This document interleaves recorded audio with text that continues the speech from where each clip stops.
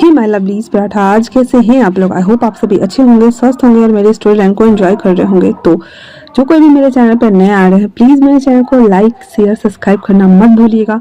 और अगर आप लोगों को मेरी स्टोरी और उसके प्लॉट्स पसंद आते हैं, प्लीज़ मुझे कमेंट्स करके अप्रिशिएट करना भी मत भूलिएगा। मैं एक और वन शॉट लेकर के आई हूँ। आई होप आप लोगों को ये पसंद आएंगे और जैसा भी लगे आप लोग मुझे कमेंट्स करके ज़रूर बताइएगा। तो हमें फिर को स्टार्ट करते हैं इस वन शॉट को। विंग शॉपिंग मॉल में भागता हुआ जा रहा होता है और जाते जाते एक बुके वाले को बोलता है, इसमें बहुत सारे रेड रोज मिक्स करके, वाइट रोज मिक्स करके, पिंक लिली भी मिक्स कर दो।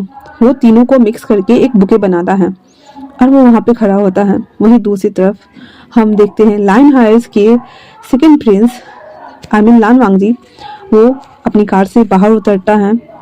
बाहर उतरने के साथ ही अपने कोट के बटन को वो लगाता है और उसके साथ में 12-15 बॉडीगार्ड आके खड़े हो गए थे एक लाइन से। उन बॉडीगार्ड के बीच में से निकलता हुआ उस मॉल में अंदर इन करता है और वो भी ऊपर की ओर जाने लगता है। एक ज्वेलरी शॉप में आकर के वहाँ पे एक ज्वेलरी को सिलेक्ट करता है जो कि बहुत ही ज़्यादा खूबसूरत एक पेंडेंट था। उस पेंडेंट को सिलेक्ट करते हुए कहता, इसे पैक कर दीजिए। इतना बोल करके वो और भी अदर थिंग्स को देख रहा होता है। तभी उसकी नज़र एक लड़के पे पड़ती है। बस वो एक झलक देखता है, वो लड़का गायब हो जाता है और वो कोई और नहीं बल्कि हमारा विंग होता है। फिर वो वापस से उस पैकेट को ले लेता है एंड देन बाहर आता है। वो उसे देख रहा होता है, आई थिंक ये पसंद आएगा उसे, ये सोच करके, और वो उसे देख के चल रहा होता है। तभी हमारा विंग जो कि वो बुके ले चुका था, वो भागते हुए उसी ज्वेलरी शॉप से होते हुए नीचे एलिवेटर से होके उसको बाहर जाना था। वो भागते हुए आ रहा था और सबको बोल रहा था, एक्सक्यूज मी प्लीज साइड हटिए, excuse me please please please side हटिए, एक्सक्यूज मी। ऐसे करता हुआ वो भागता हुआ आ रहा होता है। और तभी वांगजी उस शॉप से निकला ही था और उस बॉक्स को जो उसने रैप करवाया हुआ था उसे वो देख रहा होता है। विंग जो सबको साइड करते हुए आ रहा था वो सीधे वांगजी के ऊपर लेन होता है और उसे लेकर के गिर जाता है। वांगजी और विंग एक दूसरे के ऊपर गिरे हुए थे और उन दोनों के बीच में एक्सीडेंटल किस हुआ था। उन दोनों की नोज एक दूसरे से चप गई थी और लिप्स आपस में जुड़ गए थे। वांगजी गुस्से से उसको हटाते हुए कहता है, तुम पागल हो गए हो क्या? हाँ, यहाँ क्या कर रहे हो? हाँ, तुम्हें समझ नहीं आ रहा कि तुम क्या कर रहे हो? विंग कहता है, एक्सक्यूज मी, मैं जानबूझ के नहीं गिरा हूँ, ठीक है ना? हाँ, बड़ा आया। वैसे भी आप मेरे रास्ते में आए थे, ना कि मैं आया था।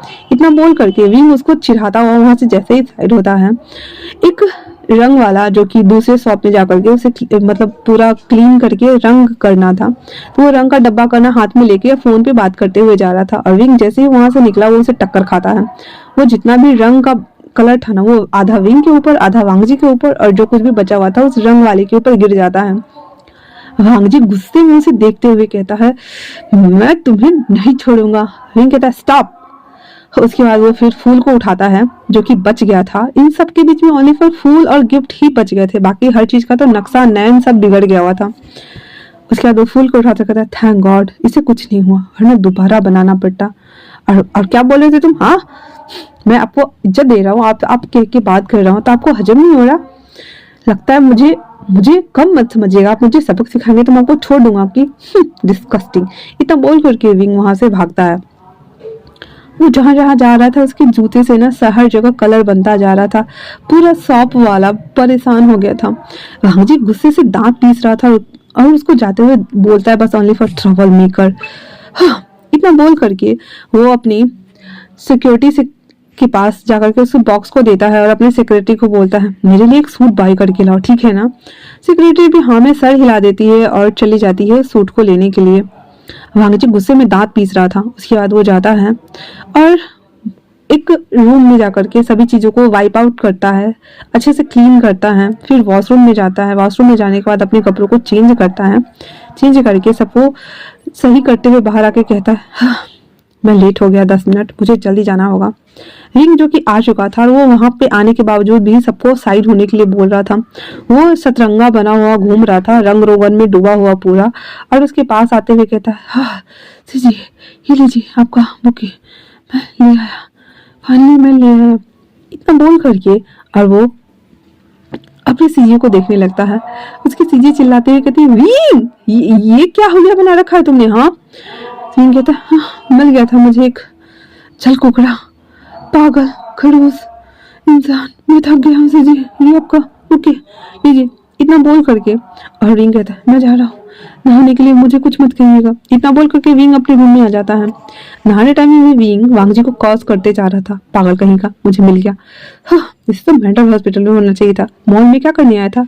हाँ, मॉर्निंग वॉक पे निकला था क्या, मुझे टक्कर खा गया। बहुत सारा के कॉज वाली बातें उसे कहते जा रहा था, कहते जा रहा था, कहते जा रहा था। उसके बाद विंग अच्छे से रेडी होता है, ब्लैक कलर का वो भी टॉक्सिडो वेयर करता है, एंड देन आ जाता कहता सीजिए मैं रेडी हूँ, चलिए ठीक है ना। इतना बोल करके वो यानली को हैंड में हैंड डालता है, विंग उसे लेके जाने लगता है। दोनों भाई बहन एंटर लेते हैं और स्टेज पे खड़ा इंसान ओलिवर यानली को देख रहा होता है। वो वहां जाते हुए उसके हाथ में हाथ देते हुए कहता है पीकॉक, मेरे सीजिए का ख्याल रखना। जिन जिसवान विंग को घूरते हुए कहता है आज मेरी शादी है, आज तो मुझे पीकॉक बुलाना बंद करो। विंग कहता है हाँ क्यों बुलाऊं, क्यों ना बुलाओ, भला तुम मेरे फ्रेंड हो और मैं तुम्हें कुछ भी बुला सकता हूँ। वैसे पीकॉक मेरे सीजे का ख्याल रखना, वरना मैं इन्हें अपने घर ले आऊंगा और तुम्हें तालाब में फेंक दूंगा, देख लेना तुम। जिन जिसवान कहता है हाँ बाबा हाँ, तुम्हारे सीजे का मैं पूरा ख्याल रखूंगा, अपनी जान से भी ज्यादा, ट्रस्ट मी। विंग कहता ठीक है, इतना ओवर एक्टिंग मत करो। हाँ, इतना बोल करके वो जो रिंग वाला डब्बा था जो मिकी माउस था, वहां से वो एक छोटा सा बेबी मिकी माउस लेकर के आता है और रिंग साइड में जाके खड़ा हो जाता है, जहाँ पे जियांग चैंग, उसकी मॉम डैड सभी खड़े थे। और खड़ा होने के साथ ही कहता है मॉम ये कितनी खुश लग रही है ना। उसकी मॉम कहती है सही कहा तुमने, वो बहुत ही ज्यादा खुश है। हाँ, फाइनली मेरी बेटी की शादी हो गई, मेरे बेटे का भी शादी हो चुका है और यहाँ पे जियांग चैंग का शादी ऑलरेडी वेंचिंग से हो चुका है। यानली की शादी आज जिंजी स्वान से हो रही है। अब हमारा एक लौता और ये ओमेगा वॉर्स है, ठीक है ना, रिंग बचा हुआ है। उसकी मम कहती है अब मेरे इस झल्ले से बेटे के लिए कौन आएगा बताओ मुझे। हाँ, क्या तुम किसी लड़की अल्फा से शादी करने वाले हो या फिर किसी लड़का अल्फा से। हाँ, रिंग कहता मैं तो ऐसे इंसान से शादी करूंगा जो मेरे नखरे उठाए। That's it. इतना बोल करके अपने माँ को हक किए हुए था। उसकी माँ कहती है मैडम यू तुम्हारा क्या ही होगा, मुझे पता नहीं चलता। खैर छोड़ो, शादी देखो। तभी जो वहाँ पे प्रीस थे वो उन दोनों को रिंग पहनाने के लिए, रिंग एक्सचेंज करने के लिए बोलते हैं एंड देन शादी को लॉक करने के लिए किस करने को बोलते हैं।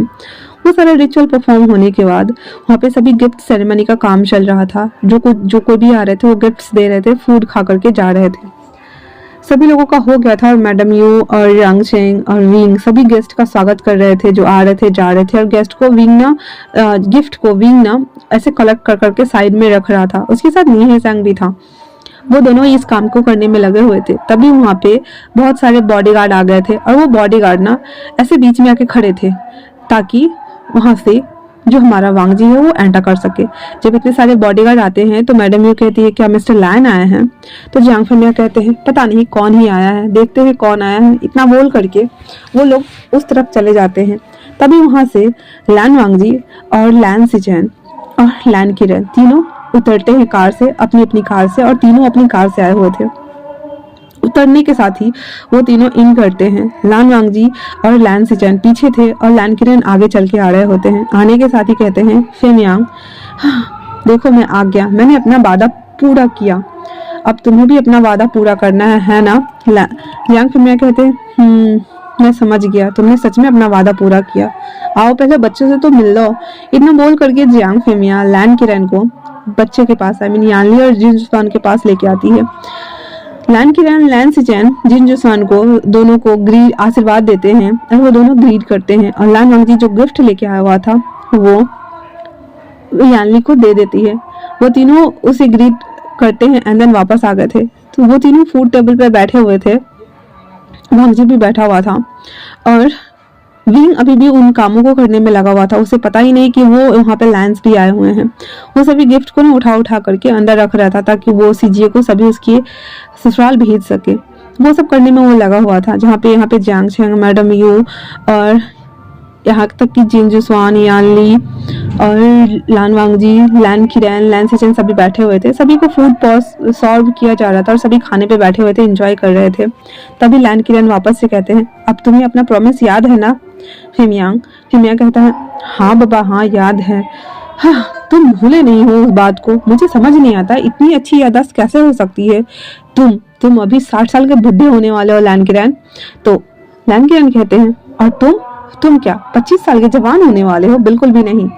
चलो जल्दी से अनाउंस करो, ठीक है ना? मैं बस सुनना चाहता हूँ और सब्र नहीं होता मुझसे। हिमिया कहते ठीक है ठीक है। हाँ, ये कितना बावड़ा हो गया है। आज ही के दिन करना है? तो लैन किरण कहता हाँ आज ही के दिन करना है अनाउंस, बाकी हम अच्छा दिन अच्छा मुहूर्त दे करके निकालेंगे और फिर दोनों बच्चों की शादी करा देंगे, ठीक है ना? इतना बोल करके अब वो हंस रहा होता है। जयांग फेमिया कहते हैं, मैडम से मैंने और लैन किरण ने शर्त लगाई थी क्योंकि ये अब्रॉड गया हुआ था अपने इलाज के लिए, और देखो जो इसकी रीढ़ की हड्डी में बोन्स में जो प्रॉब्लम थे उसके लिए, तो मुझे लगा ये नहीं आएगा, तो मैंने इससे शर्त लगाई थी कि अगर तुम मेरी बेटी के शादी में आते हो तो फिर तुम जो कहोगे वो मैं करूँगा।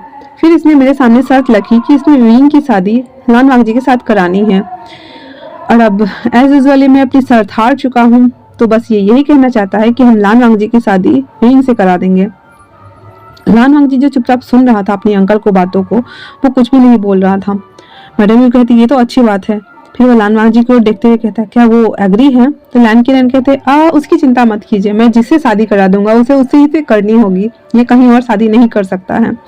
इतना बोल करके वो लोग इस बात को डन कर देते हैं। लान वांगजी जो अंदर से बहुत ज्यादा गुस्सा हो रहा था, बहुत ही ज्यादा, क्योंकि वो शादी नहीं करना चाहता था, और खास और उसने विंग को देखा नहीं, और ऊपर से ये भी कि वो ऐसे इंसान से शादी कर रहा है जिसे वो जानता तक नहीं है, जिसे वो कभी मिला नहीं है, बस उसकी शादी होगी और कुछ भी नहीं।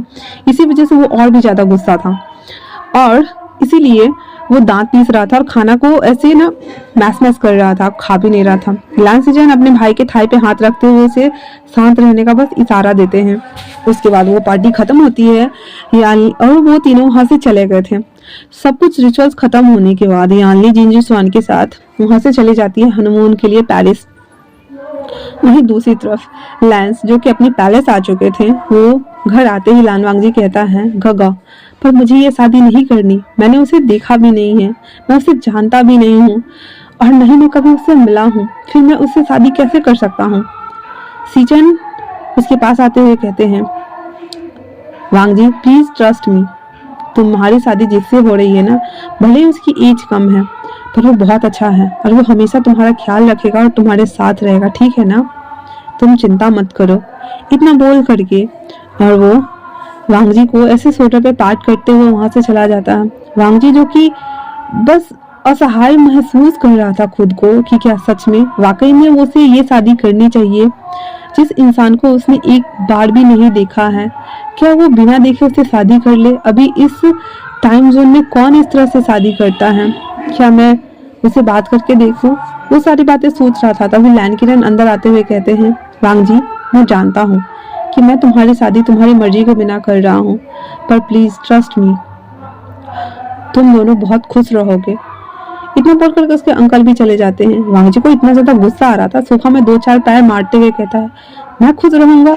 मैंने उसे अभी तक एक बार देखा भी नहीं है, वो कौन है मुझे पता नहीं है। Wing, I hate you. इतना बोल करके और वो अपने कमरे में आ गया हुआ था। वो बहुत ज्यादा गुस्सा कर रहा था, बहुत ज्यादा गुस्सा कर रहा था, और तो और वो बस नहीं चाहता था कि वो शादी करे, क्योंकि वो लोगों को जानता है, परखना जानता है, वो सब कुछ जानता है, पर जिससे उसकी शादी हो रही है उसे अभी तक उसने एक बार भी नहीं देखा है। ये सब हो गया था, और अभी यानली और जिन जुस्वान पेरिस से लौट भी आए हुए थे। इन सभी शादी का और सभी चीजों का 1 महीना पूरा हो चुका था, और अभी हमारे वांगजी की शादी थी। वांगजी जो कि थोड़ा सा नर्वस था और उसने अभी तक विंग को देखा नहीं था। वो स्टेज पे अपने होने वाले दूल्हे का वेट कर रहा था ताकि वो आए और उसे देखे, बट वो जैसे ही विंग को देखता है, विंग जो कि व्हाइट टक्सूडो में था, देन उसके ऊपर ब्रोचेज, और उसने जो हेयर स्टाइल बनाया हुआ था उसमें वो बहुत ज्यादा प्रिटियस लग रहा था, बहुत ही ज्यादा खूबसूरत और एलिगेंस लग रहा था। वो उसे पहले देखता है तो बस देखता ही रह जाता है, उसकी खूबसूरती में वो बस खो गया था। पर जैसे ही विंग धीरे धीरे करके, और अभी यानली विंग को लेके आ रही थी, उसके सामने लाके खड़ा किया जाता है। विंग को देखते मात्र ही वांगजी जो मिसमराइज्ड हो रहा था उसकी ब्यूटी को देख करके, अभी उसके चेहरे पे हवाइयां उड़ रही थी, और वो सीधे दांत पीसते हुए गुर्राते हुए कहता है तुम ट्रबल मेकर? विंग भी ऐसे कहता है आप? पेंटिंग की दुकान। अब दोनों एक दूसरे को डेविल वाले आइज के साथ में देख रहे होते हैं और एक दूसरे को घूर रहे होते हैं। प्रीस्ट बीच में आते हुए कहता है आज आप दोनों की शादी है तो ध्यान दीजिए। उसके बाद प्रीस्ट एंसेस्टर को अर्थ एंड हेवन को बो करने के लिए बोलते हैं, फिर एक दूसरे को बो करने बोलते हैं, फिर रिंग एक्सचेंज करने को बोला जाता है। वो दोनों रिंग एक्सचेंज करते हैं। देन फाइनली जब उसे किस करने के लिए बोला गया था, रिंग अपने हाथ को मुट्ठी को पीस रहा होता है और वांग जी दांत पीस रहा होता है अलग। वो किस नहीं कर रहा था तो सीचन उसे कहते हैं किस करने के लिए। वांग जी सीधे विंग की मुंडी को, जो कि उसने कान उसके दबा दिए हुए थे, पकड़ता है। देन उसके लिप्स पे छोटा सा पिक किस करके हट जाता है। विंग एकदम हिल डुल गया था और वो खुद को एकदम नॉर्मल करने के साथ ही बड़बड़ाते हुए कहता है जानवर कहीं का चाहिए, इतना बोल करके और वो उसको घूरता है। देन खड़ा हो जाता है। ऐसे लग रहे थे दोनों दो दुश्मन एक दूसरे के साथ में शादी कर रहे हों।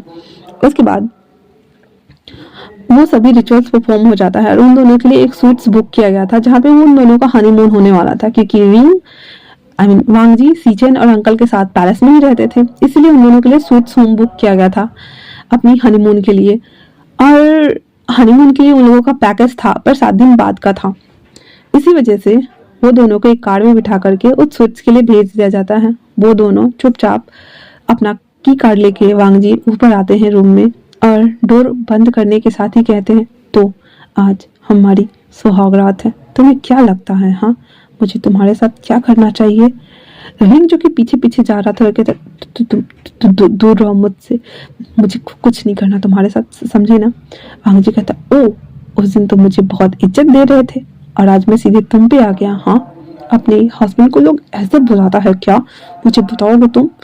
रिंग कहता मैंने कहा ना मुझसे दूर रहो, ठीक है मुझे नहीं कुछ करना। इतना बोल करके विंग बाथरूम भाग जाता है और वांग जी बस गुस्से में दांत पीसता हुआ उसको देख रहा होता है। विंग अपना कलेजे पे हाथ लेता हुआ हाँफता हुआ कहता है हे भगवान मैं बच गया, वरना ये जाहिल गंवार इंसान मुझे तो मार ही डालता। हाँ, और आज तो मेरी फटके हाथ में आने वाली थी। हाँ, नहीं मैं उसके नीचे नहीं जा सकता, बिल्कुल भी नहीं जा सकता। इतना बोलने के साथ ही वो उसी वॉशरूम में रह जाता है, इधर उधर चक्कर काट रहा था।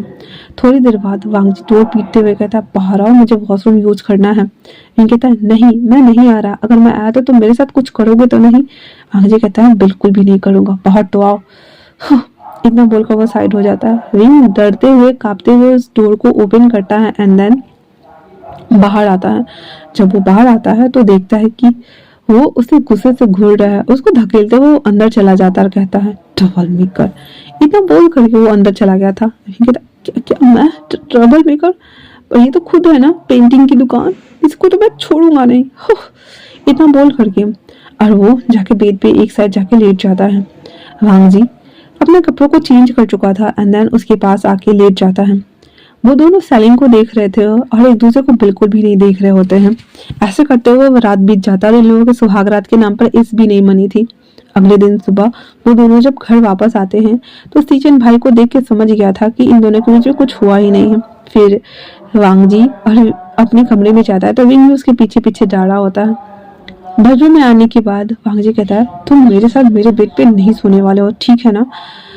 विंग कहता है हाँ ठीक है, मुझे भी कोई शौक नहीं है साथ में सोने का। इतना बोल करके वो सोफा पे चला जाता है। तब तक इसके कमरे में लोगों के कपड़े लगा दिए गए थे। वांग जी वापस से शावर लेने के लिए चला जाता है और रिंग उस कमरे को इधर उधर देख रहा होता है। थोड़ी देर बाद जब शावर लेके वांग जी बाहर आता है तो वो देखता है कि वांग जी जो उसने कमर के राउंड अपना टॉवल रैप किया हुआ था और एक टॉवल से उसने बाल को गीले बालों को वो साफ करते हुए आ रहा था। जब विंग की निगाहें उसके बॉडी पर जाती है जहां से पानी टपकता हुआ उसके फेस से होता हुआ उसके एडम ऊपर से स्लिप करता हुआ नीचे की तरफ आ रहा होता है। विंग ये देखते मात्र ही उसका गला सूखना शुरू हो गया था और वो कहता है oh my god it's so hot tempting teasing no no no. और वो अपने सलाइवा को गल्प किए जा रहा था। उसके बाद वो फटाक से मुड़ जाता है एंड देन सोफा पे जाके लेट जाता है, सोने का प्रिटेंड करता है। वांग जी भी रेडी होकर के नीचे आता है, ब्रेकफास्ट करता है और ऑफिस के लिए चला जाता है। ऐसे करते हुए ना विंग और वांगजी की शादी के 3-4 दिन हो गए थे। विंग और वांगजी के बीच में पति के नाम पर तो कुछ भी नहीं था, ना सेक्सुअल हुआ था, ना उन दोनों के बीच में सीधे मुंह बात नहीं होती थी। और विंग पूरा दिन घर में रहते रहते बहुत ही ज्यादा बोर हो गया था और वो कहता है, हाँ मेरा मन भी नहीं लग रहा है, मैं क्या करूं, मुझे समझ नहीं आता। वो नीचे आ रहा होता है तो अंकल के वो सोफे पे आके बैठ जाता है जहाँ पे अंकल बैठे हुए थे। अंकल कहते हैं, क्या हुआ है तुम्हें, ऐसे तुम मुंह क्यों बना रखे हो? तो विंग कहता है, मैं बोर हो जाता हूँ घर में, मैं कुछ करना चाहता हूँ। अंकल कहते हैं, ओ ठीक है, फिर क्यों नहीं तुम वांगजी के साथ ऑफिस में काम करो, तुम दोनों को मजा भी आएगा और साथ में तुम एक दूसरे को जान भी पाओगे। विंग कहता है, क्या सच में? तो उसके अंकल कहते हैं, हाँ क्यों नहीं, जरूर। तो तुम भी कल अगर चाहो तो अभी जा सकते हो, नहीं तो कल जा सकते हो। तो विंग कहता, ठीक है मैं कल जाऊंगा, कल से ऑफिस ज्वाइन करूंगा मैं। अब अगले दिन सुबह वांगजी और सीचन दोनों ऑफिस के लिए चले गए थे। सीचन को पता था कि विंग को अंकल ने बोला है ऑफिस जाने के लिए, इसलिए वो जाते वक्त विंग से कहते हैं, विंग चलो। वांगजी उसको पलटते हुए आश्चर्य से देखते हुए कहता है, चलो कहाँ चलो गगा? सीचन कहते हैं, वांगजी वो भी हमारे साथ ऑफिस जाएगा, ठीक है ना, और वो हमारे साथ काम करेगा, उसे काम सीखना है ना। और वैसे भी तुम्हारे पास तो सेक्रेटरी नहीं है ना, जो थी लास्ट टाइम उसे भी तुमने भगा दिया है, तो क्यों ना विंग को तुम अपना सेक्रेटरी बना दो। ठीक है डन, तुम विंग आज से ना तुम वांगजी के साथ काम करोगे। विंग कहता है, जी गगा। इतना बोल करके तीनों अरविंद सीचन अपने कार में आते हैं और वांगजी और विंग एक कार में बैठे हुए थे। वांगजी जो कि उसको गुस्से से घूर घूर के देख रहा था। विंग कहता है, कार रोको, मैं खुद आ जाऊंगा। वांगजी कहता है, चुपचाप बैठो वरना गगा फिर कुछ कहेंगे। विंग कहता है, कुछ नहीं कहेंगे गगा, आई स्वेयर। इतना बोलकर वो कार रोकने के लिए बोलता है एंड देन उसने अपनी बाइक मंगवाई हुई थी तो वो वांगजी वहां से सीधे चला जाता है। विंग अपनी बाइक निकालवाता है एंड देन फिर वो अपनी बाइक को लेकर के उस कार के पीछे चल देता है। वांगजी जिसको बहुत ज्यादा गुस्सा आ रहा था कि ये गगा ने क्या किया, वो उसका सेक्रेटरी कैसे बन सकता है, वो असिस्ट करेगा उसे, बिल्कुल भी नहीं। वो उसे घर में बर्दाश्त नहीं कर रहा और वहां जाके कैसे वो असिस्ट करेगा। ऑफिस आने के बाद वांगजी अपना काम कर रहा था और विंग को वो बेवजह इतना सारा काम पकड़ा देता है, ये करो वो करो, इसका पेपर वर्क करो, इसके ब्लूप्रिंट निकाल के लाओ, इसका फोटो कॉपी करके लाओ। बिना मतलब का काम उसको पकड़ाया जा रहा था। विंग का काम असिस्ट करना था, उसके शेड्यूल को शेड्यूल करके उसे देना था, हर मीटिंग को हर चीज को वो कंप्लीट करना था। लेकिन यहाँ पे विंग तो काम वाली बाई बन गया हुआ था। विंग दांत पीसते हुए कहता, मुझे बहुत गुस्सा आ रहा है, बहुत ही ज्यादा। किस इंसान से मेरी शादी हुई है, मेरी जिंदगी को इसने तबाह करके रख दिया हुआ है। और ऐसा करते करते हुए जब जा रहा होता है तो उसके हाथ से ना कुछ फाइल्स गिर जाते हैं। तो जब वो गिरता है ना तो वहाँ पे काम करने वाले कुछ लोग थे, वो आके विंग को ना हेल्प करते हैं और वो फाइल उठा के देते हुए कहते, तुम क्या नए असिस्टेंट आए हो बॉस के? विंग कहता, सही कहा, मैं उसका नया असिस्टेंट हूँ, बट ऐसा लगता है कि उसने मुझे बस काम वाली बाई ही बना के रखा है, मुझे बहुत काम करवाते हैं वो दोनों मेन हंसते हुए कहते, सही कहा तुमने, वो सच में बहुत ज्यादा काम करवाता है, बहुत ही ज्यादा। और जितनी भी असिस्टेंट होती है वो भागी जाती है डर के, पता नहीं अब तुम्हारी बारी है, झेलो। और वैसे करके वो बातें कर रहे थे। वैसे कहाँ जा रहे हो? तो वो बोला, इसके ब्लूप्रिंट निकालने हैं, फैक्स भी करना है, मुझे बहुत सारे काम है। वो कहता, मैं भी उसी तरफ जा रहा हूँ। वो तीनों वहाँ चले जाते हैं। ब्लूप्रिंट निकाल रहा था और दोनों से बातें भी कर रहा था। बात करते करते उन दोनों के बीच में ना अच्छी कन्वर्सेशन होने लगी थी। विंग जो कि एक चेयरफुल पर्सन, हंसता मुस्कुराते वाला इंसान था, तो वो दोनों पर्सन भी सेम ऐसे ही थे, बातूनी। विंग उससे बात करके कंफर्टेबल फील कर रहा था और अच्छा भी। वो दोनों हंस हंस के बातें कर रहे थे। वांगजी किसी काम से बाहर आ रहा था और उसे मीटिंग रूम की तरफ जाना था। जब वो देखता है कि विंग वो दो एम्प्लॉय के साथ में अच्छे से हंस हंस के बातें कर रहा है, गुस्से से घूटा हुआ विंग को और उन दोनों को वहां से वो पास कर जाता है। विंग जिसने अपना सब कुछ कर लिया था, वो मीटिंग रूम में आकर के सभी फाइलों को लगा रहा होता है। लगा देने के बाद वांगजी के बगल में जाके खड़ा हो जाता है। वहाँ पे जितने भी लोग बैठे हुए थे सभी से वो बातें कर रहा था और विंग जो शेड्यूल करके दिया हुआ था उन सभी चीजों को एक एक करके वो वांगजी को बताते जा रहा था। वांगजी को ऑलरेडी विंग पर बहुत ज्यादा गुस्सा आया ही था।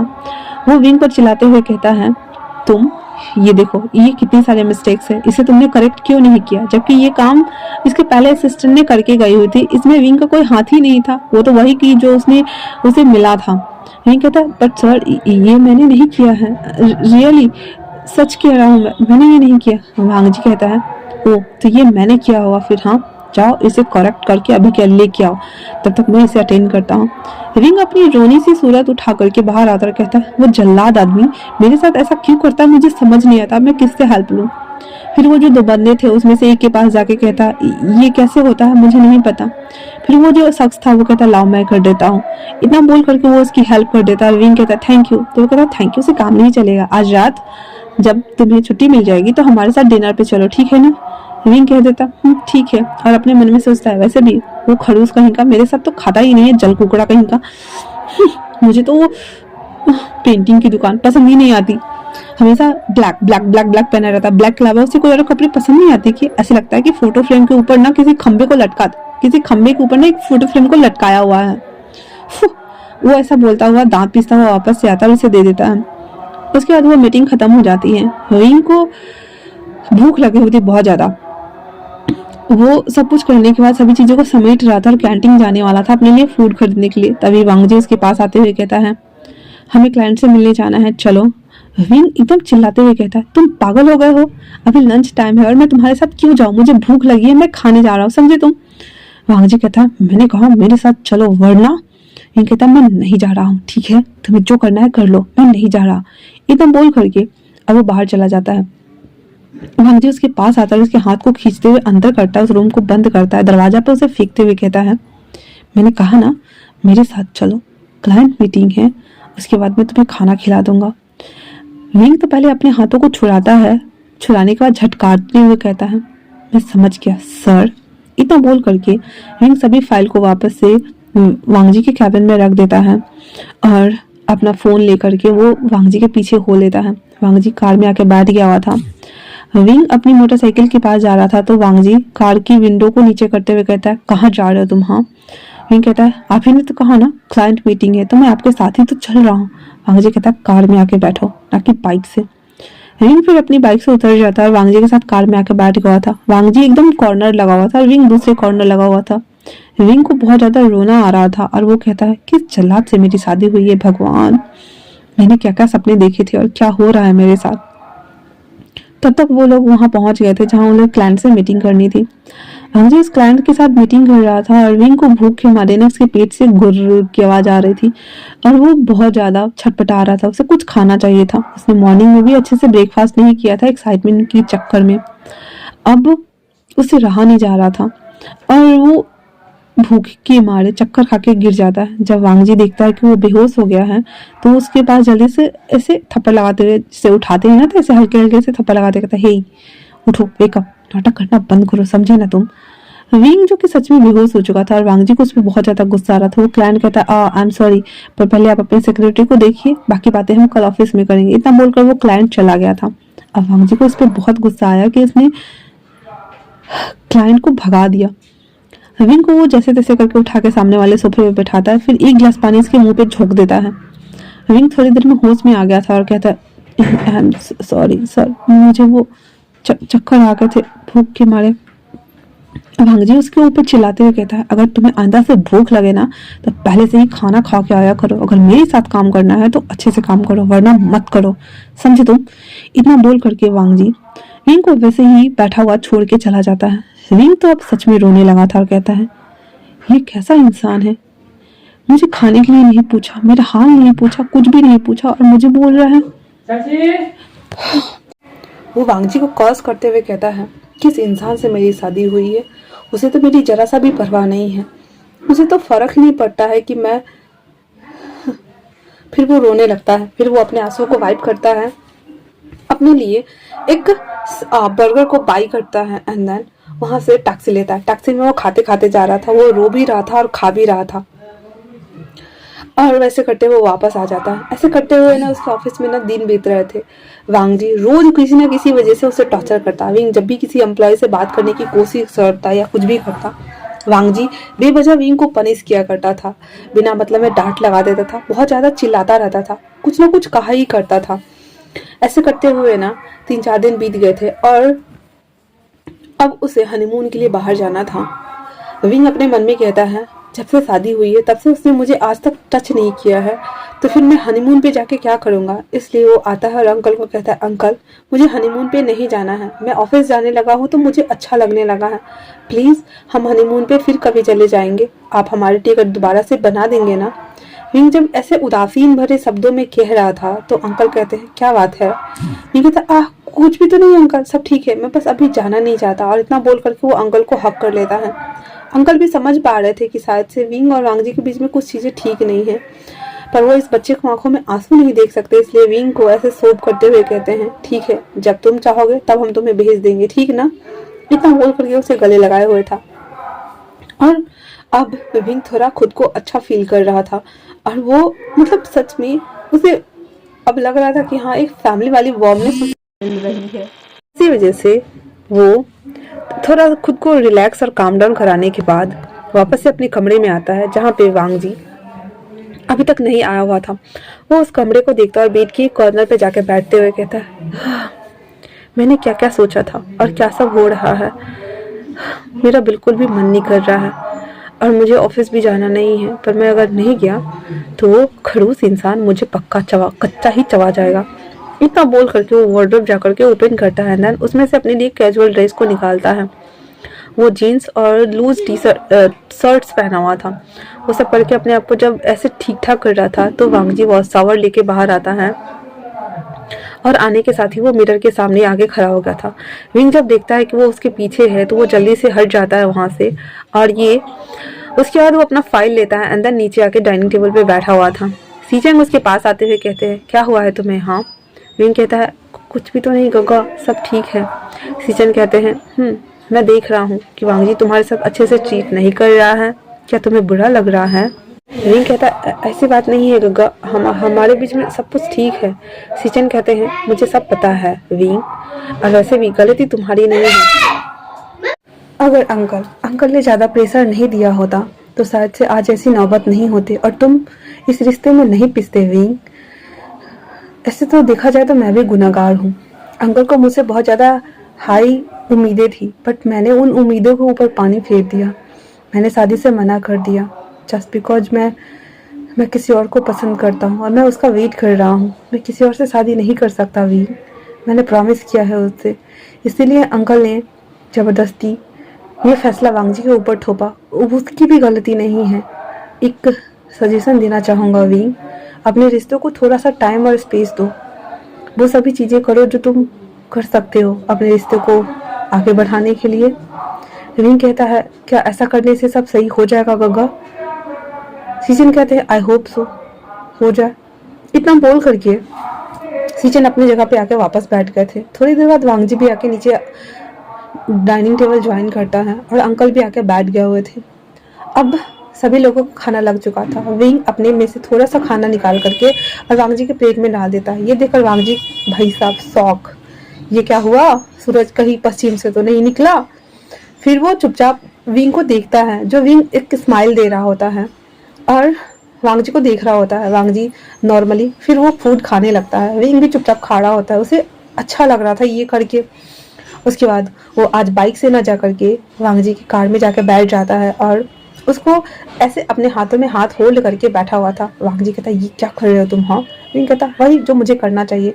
वांगजी फिर एक झटके में उसके हाथ को अपने हैंड से अलग करता है, देन अपने कपड़ों को ठीक करते हुए बैठ जाता है। विंग को बुरा तो लगा था, पर फिर भी एक फेक स्माइल लिए हुए कहता है, हस्बैंड, तुम मेरे हस्बैंड हो ना, तो मेरा पूरा हक बनता है कि मैं तुम्हारे साथ ये सब कर सकता हूँ, मतलब कर सकता हूँ। फिर जबरदस्ती उसके हैंड को पकड़ लेता है और अपने सर को उसके शोल्डर के ऊपर रख देता है। वांगजी उसके हाथ को छुड़ाने का कोशिश कर रहा था, पर विंग ने उसके हैंड को अपने दोनों हैंड से बहुत जोर से ग्रैब किया हुआ था। ये देखकर तो ड्राइवर की हंसी छूट गई थी भाई साहब, वो ऐसे करके हंस पड़ा था। वांगजी उसको गुस्से से घूरता है क्योंकि अग्रेसिव फेरोमोन्स उसकी अल्फा वाली पूरे कान में रिलीज हो रही थी। बेचारे को नाक से खून थोड़ी निकलवाना था, इसलिए चुपचाप वो कार को चलाना स्टार्ट कर देता है। अब ऑफिस आने के बाद विंग पहले उतर गया था और वांगजी की कार आगे चली गई थी, क्योंकि अभी तक उसने बताया नहीं था कि वो दोनों हस्बैंड एंड हस्बैंड है। बहुत कम लोगों को पता था कि ये दोनों हस्बैंड एंड हस्बैंड है, बहुत सारे जन को अभी भी पता नहीं था। इसी वजह से विंग फिर मेन इंटरेस्ट पे आकर के वहाँ खड़ा हो जाता है। तब तक वांगजी भी आ चुकी थी और उतरता है और उसके साथ विंग उसके पीछे पीछे हो लेता है। विंग एक एक करके सारे शेड्यूल को बताते जा रहा था और वांगजी सुनते जा रहा था उसके बाद वांग जी कहता है मेरे लिए कॉफ़ी लेके आओ। विंग कहता है यस सर। फिर वो जाता है और कैंटीन एरिया से कॉफ़ी उठा करके उसके लिए लेके आ रहा होता है, जो मतलब नीचे ही बना हुआ था, उस कंपनी के नीचे ही छोटा सा कॉफ़ी शॉप था जहाँ पे नाश्ता खाना वगैरह का प्रबंध किया गया हुआ था। तो वहाँ से वो कॉफ़ी उठाता है एंड देन वांग जी के लिए लेके जाना लगता है। जब वो कॉफ़ी लेके आ रहा होता है तो वो दो कलीग जो जिससे विंग बातें करता था वो रास्ते में मिल जाता और कहता है तुम्हें पता है, हाँ तुम ही एक ऐसे सेक्रेटरी हो जो अभी तक टिक पाए हो, वरना 2 दिन में तो सारे फायर कर दिए जाते हैं। तुमने ऐसा क्या चक्कर चलाया कि तुम अभी भी टिके हुए हो। विंग अपने मन में कहता है मेरे माता पिता ने चलाया था, मैंने तो कुछ नहीं किया, ये चाहकर भी मुझे नहीं निकाल सकता। हाँ, फिर वो कहता है अच्छा कोई नहीं, मैं बाद में मिलता हूँ। इतना बोल करके वो जैसे ही वांग जी के ऑफिस में जाता है, वांग जी दांत पीसते हुए कहता है तुम 3 मिनट लेट हो, तुम कहाँ रह गए थे। हाँ, विंग कहता वो मैं बात करने लगा था इसलिए लेट हो गया सर, आई एम सॉरी। इतना बोल करके वो कॉफ़ी रखता है। वांग जी कहता है मुझे नहीं पीना, ये ले जाओ। विंग कहता मैं दोबारा लाके नहीं दूंगा, अगर पीना है तो यही पियो वरना मैं नहीं देने वाला। वांग जी कहता मैं तुम्हारा बॉस हूँ। विंग कहता तो मैं तुम्हारा हस्बैंड हूँ, कोई तुम्हारा सर्वेंट नहीं हूँ, चुपचाप से पी लो वरना ये भी नहीं मिलेगी और मैं पी जाऊंगा। इतना बोल करके और वो ऐसे उठा के जैसे ही पीने वाला था, वांग जी उसके हाथ से छीनते हुए कहता है रहने दो मैं पी लूंगा। विंग कहता है ना उस पहाड़ के नीचे। इतना बोल करके वो वापस से सभी चीज़ों को उसको समझाने लगता है। उसके बाद अपनी जगह पे जाकर बैठ जाता है एंड देन काम करना शुरू कर देता है। वांग जी रह रह के उसको देख रहा था कि अचानक से इससे क्या हुआ, इसके अंदर इतने सारे चेंजेस कैसे हो रहे हैं, कौन सी दादी माँ की आत्मा आ गई है। वो देख रहा है और अपना काम कर रहा है। इसी तरह से वो पूरा दिन बीत गया था। रात के टाइम पे विंग वांग जी के साथ ही घर लौटा था और आने वक्त में ना उसके शोल्डर पे सर रख के ही वो सो चुका था।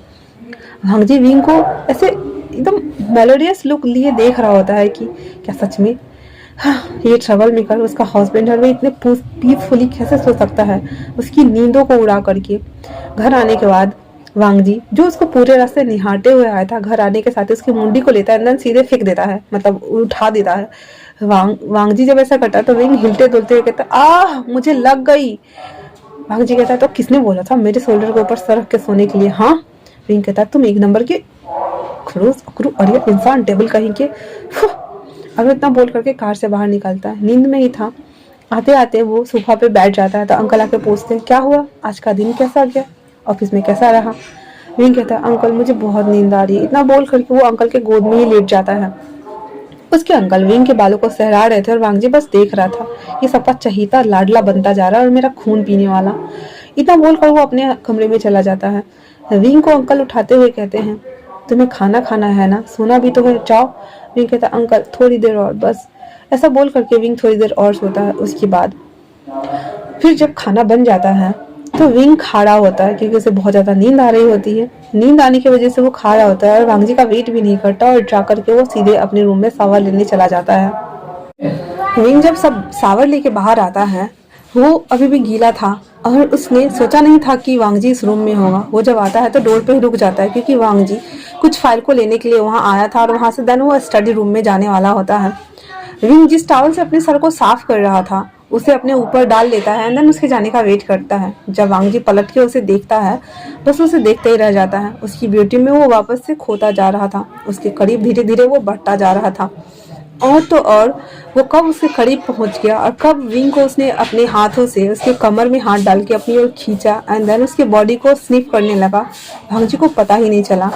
धीरे से उसके टॉवल को नीचे करते हुए जो उसने अपने चेस्ट पे रखा हुआ था उसके शोल्डर को लीक करना शुरू कर देता है। वो जो फोमिंग सॉफ्ट जिससे विंग नहाया हुआ था उसकी स्मेल और उसके सैंड ग्लैंड की स्मेल जो कि रोज मिंट रोज था, वो इतनी ज्यादा सोदीन लग रही थी वांग जी को कि वांग जी का अल्फा अंदर से ग्रॉल कर रहा था एंड देन वापस से उसके नेक सैंड ग्लैंड को वो बाइट कर लेता है जिस वजह से विंग लाइट सा मॉर्निंग साउंड्स निकालता है लाइक आह।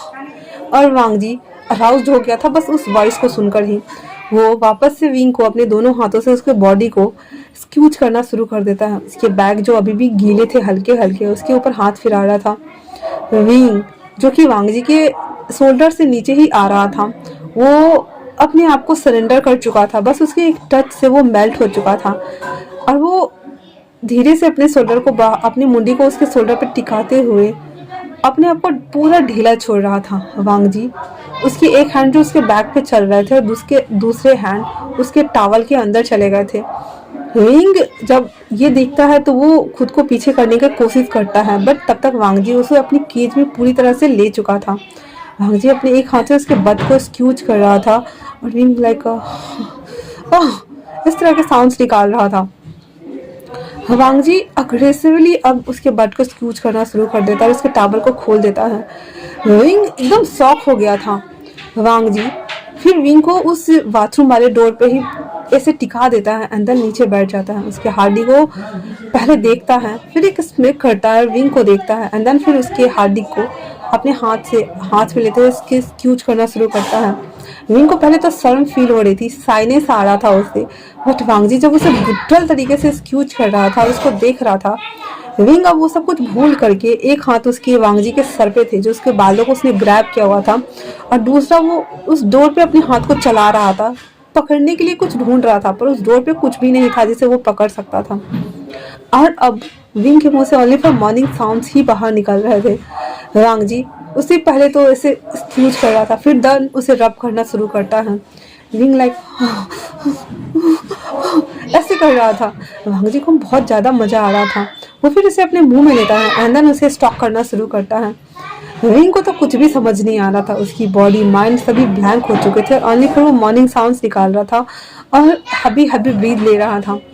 थोड़ी देर बाद सारा का सारा स्पर्म विंग वांगजी के मुंह में ही स्प्लिट आउट कर देता है। वांगजी उसे गल्प करते हुए खड़ा होता है एंड देन वांगजी को अपनी गोद में कैरी करता हुआ सीधे बेड पे लाके फेंकता है। विंग अपने आप को जब तक संभाल के बिठा पाता तब तक वांगजी ने अपने शर्ट्स को, जो कि नाइट शर्ट्स था, उसे खोल के फेंक दिया था। उसने अपने पैंट्स को भी खोल दिए थे और वो दो पूरा का पूरा नेकेड वांगजी के सामने खड़ा, विंग के सामने खड़ा था। विंग जब उसे देखता है तो देखता ही रह जाता है। उसकी broad chest, white milky skin, वो खूबसूरत तीखे नैन, वो बिखरे हुए बाल, उसके लिप्स पे जो अभी भी हल्का हल्का स्पर्म लगा हुआ था, वो उसकी हार्ट डिक जो इतना ज़्यादा ह्यूज था, वो सभी चीज़ों को देखने के बाद वांगजी एक डेविल लुक दे रहा था उसको और भी ओनली फॉर एक स्मिक के साथ में शॉकिंग स्टेज में चला गया हुआ था। वांगजी धीरे धीरे करके उसके ऊपर चढ़ता हुआ आ रहा था और कहता है, तुम मुझे अब सेड्यूस भी करने लगे हो, हाँ? विंग इससे पहले कि कुछ समझ पाता उसकी बातों को या कुछ भी, वांगजी उसके ऊपर टूट पड़ता है, उसे बाइट कर रहा था, उसे स्क्यूज कर रहा था, उसके एडम एप्पल को सक कर रहा था, उसको निपल को वो लिक कर रहा था, सक कर रहा था और उसके पूरे चेस्ट एरिया पे, ब्रॉड चेस्ट एरिया पे एंड देन टमी एरिया पे हर जगह उसकी हैंड फिरा रहा था। धीरे धीरे करके विंग, जो कि अपने आप को भूल गया था, ओनली फिर वो हैवी ब्रीथ के साथ में मॉर्निंग साउंड्स को ही निकाल रहा था। वांगजी धीरे धीरे करके उसके पैरों को स्ट्रेच करता है एंड देन अपने हाथ डिक से उसके बट होल को ऐसे रब करना शुरू करता है। विंग, जो कि बहुत ज़्यादा हॉडी बन चुका था और अराउज हो गया था, मुझे लाइक भी ऐसा ही था, वो धीरे से अपने हार्डी को उसके अंदर इन करता है एंड देन उसे थ्रस्टिंग करना शुरू करता है। वो जैसे जैसे फकिंग साउंड निकाल रहा था, विंग लाइक अ क्रेजी होता जा रहा था। उसने पूरे बेड को ग्रैब कर रखा था। वांगजी के बैक पे वो नाखूने के निशान बनाते जा रहा था। उसके बाल को कभी खींच रहा था, कभी उसको शोल्डर्स पे वो बाइट कर रहा था, कभी नाखून। ऐसे करते हुए वो लोगों का hot time sounds round complete होता है एंड देन वांगजी उसके ऊपर निढाल पड़ा हुआ था। अपने आप को वो काम डाउन कर रहा था। विंग, जो कि पूरा बदहवास हो चुका था, उसे समझ ही नहीं आ रहा था कि अचानक से ये सब क्या हो गया, पर उसे अच्छा लग रहा था कि फाइनली उसके हस्बैंड ने उसके साथ ये सब कुछ किया। उसके बाद वांगजी सीधे उसके ऊपर से उठ जाता है, अंदर वो वॉशरूम चला गया था। ये देखकर विंग को बहुत ज़्यादा बुरा लगा, लेकिन फिर भी वो खुश था कि चलो इसी बहाने वो उसके करीब तो आया, उन दोनों के बीच में ऐसा कुछ तो हुआ। फिर वो धीरे से उठता है, जो कि उसकी कमर में पेन हो रहा था और ये उसका फर्स्ट टाइम था, तो ऑब्वियस सी बात थी कि उसे दर्द हो रहा था। ओमेगा होने के नाते उसकी बॉडी इतनी ज़्यादा सैलेंडर और स्मूथ थी, लाइक अ लड़की की जैसे बॉडी होती है वैसे। वो अपने आप को मैनेजेबल बनाता है एंड देन खुद को क्लीन करता है। वो जस्ट शावर लेके आया था, तो ओनली फिर वो कपड़े को वेयर करता है, बेडशीट को ठीक कर देता है, देन सोफा पे चला जाता है सोने के लिए। उसे लग रहा था कि शायद से अगर वांगजी आएगा तो बोलेगा कि नहीं तुम मेरे बगल में आके सो जाओ। फिर जब वांगजी थोड़ी देर बाद वापस आता है खुद को क्लीन करके, तो वो कुछ भी नहीं बोलता है एंड देन वहाँ से फाइल को उठाता है और वो वहाँ से चला जाता है उस कमरे की लाइट्स को ऑफ करके। विंग को ये देखकर बहुत ज़्यादा बुरा लग रहा था। ऐसे करते हुए कुछ दिन और बीत गए थे। विंग हर तरह की कोशिशें करता था।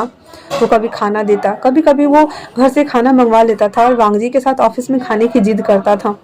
वांगजी कभी मान जाता था और कभी नहीं मानता था। रात को भी अगर जब वांगजी विंग को देख के अराउज्ड फील करता था तो वो उसके पास आता था। उन दोनों के बीच में सेक्सुअल राउंड सभी चीज़ें होती थी, सब कुछ सही रहता था। लेकिन विंग जो चाह रहा था एक हस्बैंड से पैम्परिंग, वो नहीं कर पा रहा था। विंग को वो नहीं मिल पा रहा था, वो वांगजी उसके साथ नहीं कर रहा था। उसी तरह से गुस्से के टोन में बात करना, वो रूड बिहेवियर रखना, बिना वजह डांट देना, किसी और के साथ बात करते हुए देखना तो बहुत ज़्यादा जलेस फील करना, चलकुकरा बन के घूमना, ये सभी थिंग्स अभी भी वांगजी कर रहा था और विंग को वो बहुत ज़्यादा परेशान करता था। ऐसा नहीं था कि वो अभी ये सब कर रहा था तो विंग को ऑफिस में परेशान नहीं कर रहा था। वो बिना मतलब को विंग को सबसे दूर रहने के लिए बोलता था, कहीं पे भी उस पर चिल्ला पड़ता था, जिसे देखकर विंग का दिल टूट जाता था कि जो शख्स रात में उसके साथ होता है क्या वही शख्स अभी ऑफिस में है। यही सब सोचता हुआ विंग आज ऑफिस में काम कर रहा होता है। तभी उसके एक एम्प्लॉय आते हुए कहते हैं, हे विंग, हम लास्ट वीक गए थे ना, अभी नहीं गए, आज चलो ना। तुम्हें मैं कितनी बार कह रहा हूँ, हम जब फर्स्ट बार आए थे तभी गए थे, उसके बाद तुम आज तक नहीं गए। आज हम डिनर पार्टी करने वाले हैं तो तुम चल रहे हो और मैं कुछ भी ना नहीं सुनूंगा, ठीक है ना।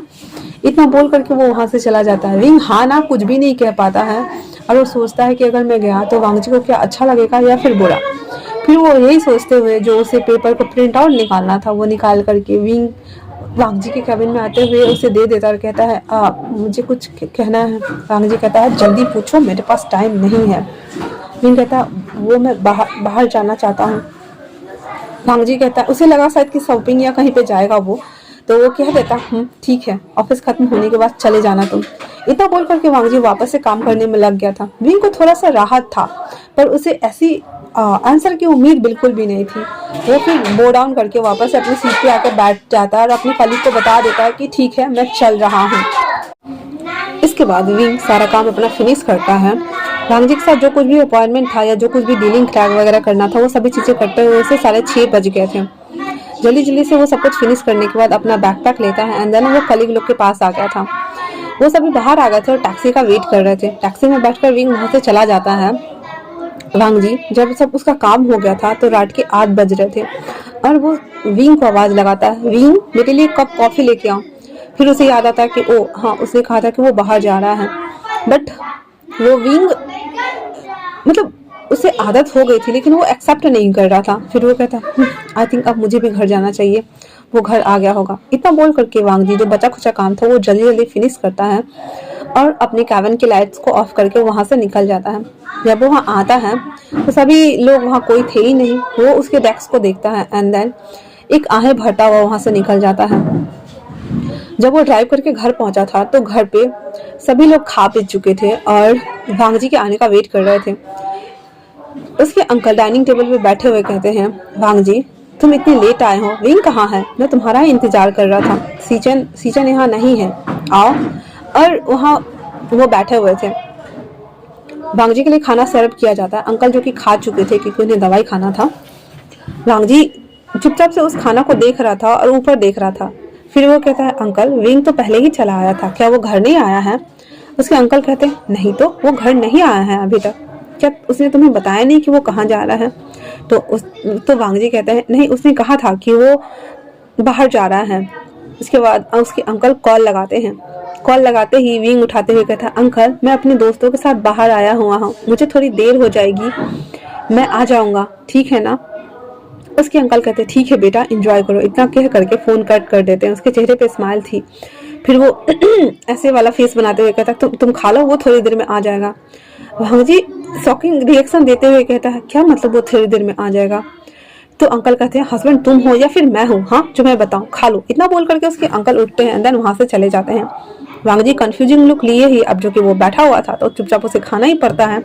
खा करके अपने कमरे में आता है, अपने बैकपैक को रखता है, उस कमरे को देखता है जो कि पूरा खाली था और अंधेरे से डूबा हुआ था।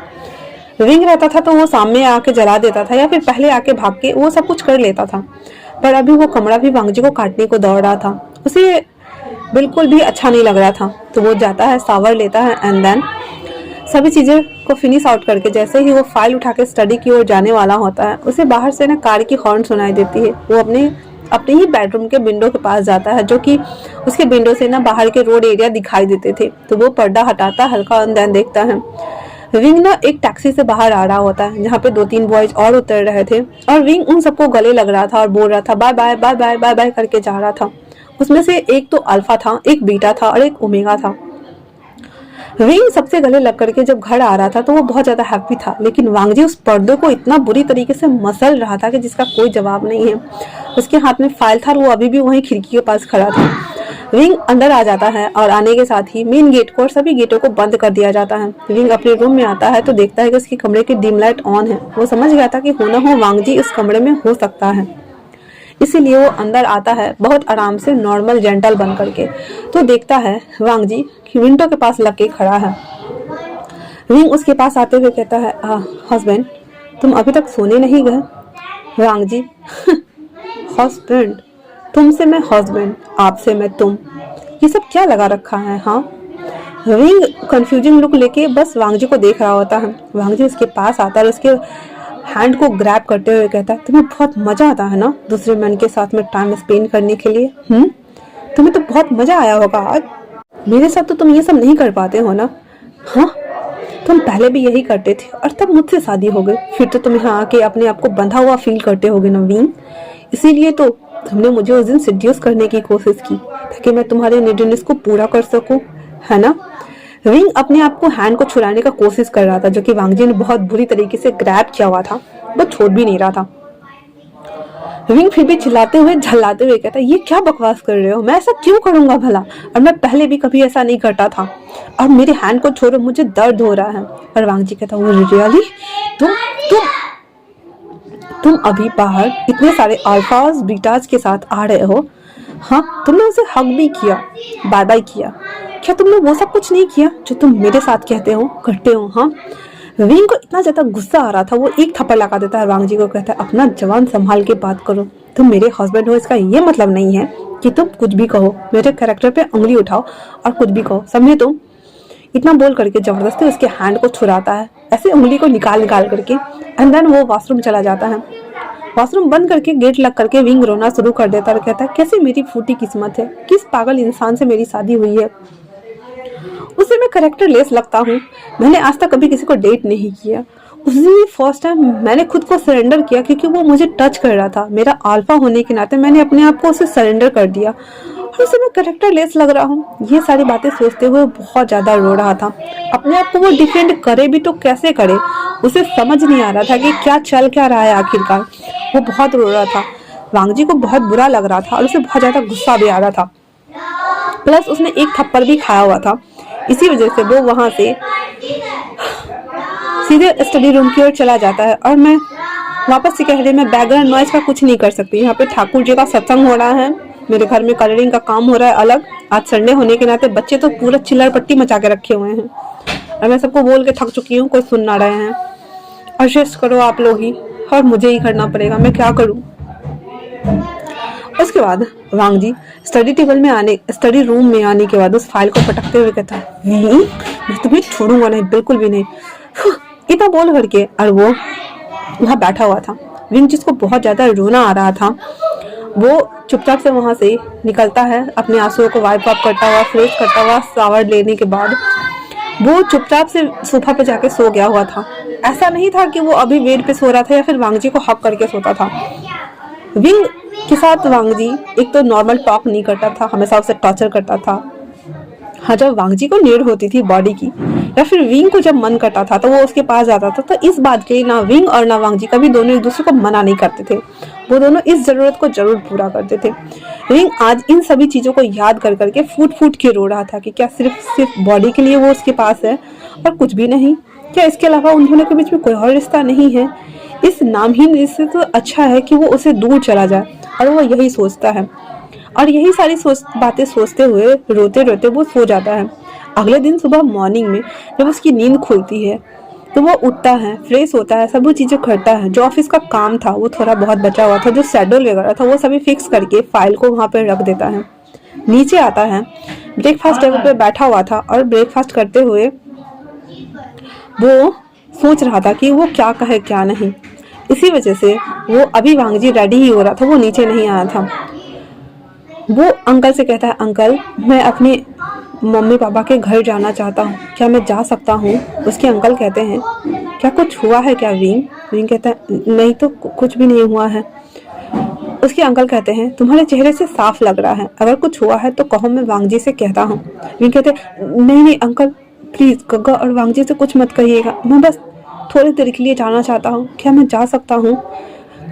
उसके अंकल कहते हैं ठीक है, अगर ऐसी बात है तो तुम अभी जा सकते हो, अगर वो आ गए तो फिर मैं तुम्हें मना नहीं कर पाऊंगा। विंग कहता है थैंक यू अंकल। इतना बोल करके वो जो नाश्ता कर रहा था वो भी छोड़ देता है और वो वहाँ से जाने लगता है। उसके अंकल कहते हैं ठहरो बेटा। फिर वो एक सैंडविच उठा के देते हुए कहता है अपना ख्याल रखना और जब तक उसकी अकल ठिकाने ना आए तब तक वापस मत आना तुम, ठीक है ना? मैं यहाँ देख लूंगा। विंग वापस जाके वो सैंडविच लेता है और अंकल किरण को गले लगते हुए कहता है thank you so much, thank you, आपके अलावा मुझे कोई नहीं समझता। अंकल किरण कहते हैं मेरे अलावा कोई समझेगा भी नहीं मेरा बाबा। इसका इतना बोलकर विंग के फोrehead पे किस करता और जाओ मैं देखता हूँ इन लोगों को। इतना बोलकर विंग वहां से अपनी बाइक को लेकर के चला गया था। थोड़ी देर बाद सी चैन आके बैठते हैं तो वो टेबल खाली थी क्योंकि वांगजी से पहले ही हमेशा विंग आ जाता था। तो विंग को जब नहीं देखते तो अंकल कहते हैं अंकल विंग कहाँ है? अंकल कुछ भी नहीं बोलते और वांगजी जब उतर के आता है तो वो भी बैठ जाता है और वो अपना प्लेट प्रिपेयर कर रहा था ब्रेकफास्ट करने के लिए। फिर वो देखता है विंग नहीं है तो वो किचन की ओर झांक करके देखता है, वहां भी उसे विंग नहीं दिखता। फिर वो चुपचाप से बैठा हुआ था। अंकल एकदम नॉर्मल थे तो सिचन दोबारा से पूछते हैं अंकल आपने विंग को देखा क्या वो बाहर गए हैं? वांगजी विंग क्या कमरे में है? वांगजी कहता नहीं गग्गा वो पहले ही आ चुका है, वो कमरे में नहीं है। तो सिचन कहते हैं अंकल क्या वो बाहर गया है? अंकल कहते हैं मुझे नहीं पता वो कहाँ गया है और मुझे कोई बता के नहीं गया। तुम दोनों तो काफी बड़े हो गए हो ना, अपने अपने फैसले तो खुद लेते हो, लाइफ में क्या करना है क्या चाहिए। तुम लोगों ने कभी मुझसे पूछने की जहमत ही नहीं की है तो फिर मुझे कैसे पता होगा? वो बच्चा भी तो ऐसा ही करेगा ना जो तुम दोनों को देखेगा। मुझे नहीं पता। उसने कहा मुझे काम है मैं जा रहा हूँ और बोल के चला गया। कहाँ गया क्यों गया मुझे नहीं पता। विंग जिसको रोना भी आ रहा था और वो बाइक भी चला रहा था, फिर वो अपने फोन को निकालता है एंड देन उसको ना साइलेंट मोड पे कर देता है और चुपचाप वहां से चला जाता है घर के लिए, क्योंकि अगर फोन आता तो ना चाहते हुए भी विंग को उठाना पड़ता। इसीलिए वांगजी अपना फोन निकालता है और विंग को कॉल करना शुरू करता है। एक पूरा रिंग होकर कट गया, विंग ने नहीं उठाई क्योंकि उसने ऑलरेडी फोन को साइलेंट कर दिया हुआ था। वो दूसरी बार कॉल करता है, विंग अभी भी कॉल नहीं उठा रहा था। वो कहता है अंकल वो कॉल नहीं उठा रहा है। अंकल कहते हैं वही तो वांगजी, तुमने इसके साथ ऐसा क्या किया है कि वो कॉल नहीं उठा रहा है? वांगजी कहता है अंकल मैंने कुछ भी नहीं किया है।